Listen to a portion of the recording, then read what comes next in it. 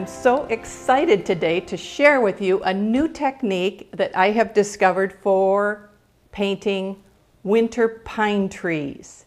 That's what we're going to paint today.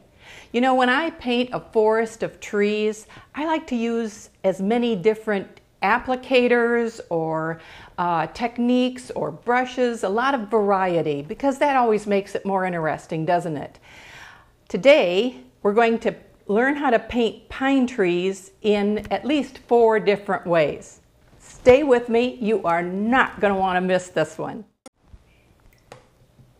All right, let's go to the next hillside. Now we've got a little more of a challenge here because we have some grasses. But I'll show you how to do that. That's pretty easy. I think I'm going to switch to a smaller flat brush. This is a 1/2 inch. It's actually a bright. It's as long as it is wide. That's called a bright instead of a flat. A flat would have a longer bristle. So this is a 1/2 inch bright. I prefer this because I have a little more control over it.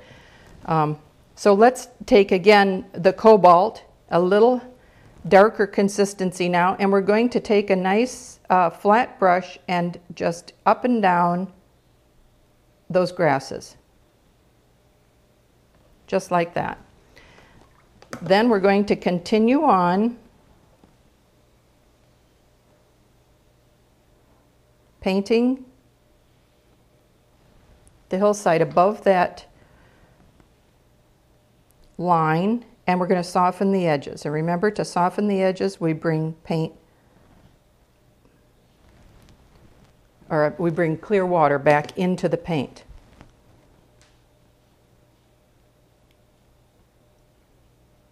Go right down through some of those branches or bristles of grass.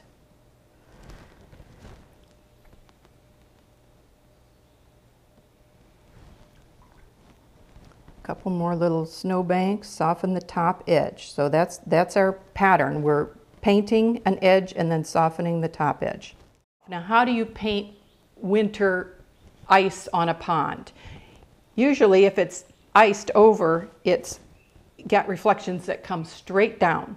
So that's what we're going to do. Now this pond might have a little snow on it, but we're going to paint it as though it is ice, just thin ice over the water. So for that, again, I am going to use my bright brush in a, let's see. Actually, I think I'm going to use both of these. I have a 1/2 inch and a 3/4 inch bright. So I'm going to start with just clear water on the 3/4 inch bright and coming straight down with just clear water, and go right over these stones.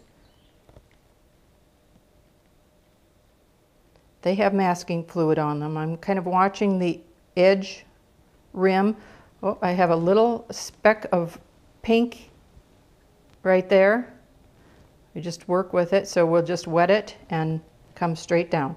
All right, that's just fine like that. Now I'm going to use some of the colors that I've used in the other part of the painting. So that's going to be cobalt, it's going to be Payne's gray, and Aureolin blue. So we'll start with the cobalt, and we're going to come straight down, just a line straight down. I'm going to go to the Payne's gray and make another stripe, maybe a little thinner. All right, now I'm switching to the 1/2 inch bright and a little bit of Antwerp blue. Straight down. I'm going to go to water, clear water.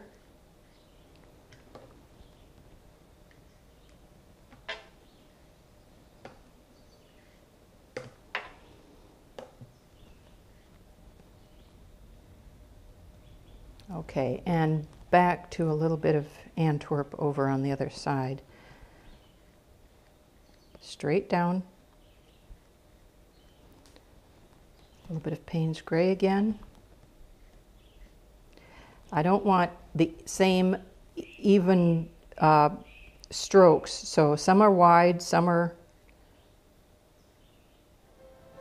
thin.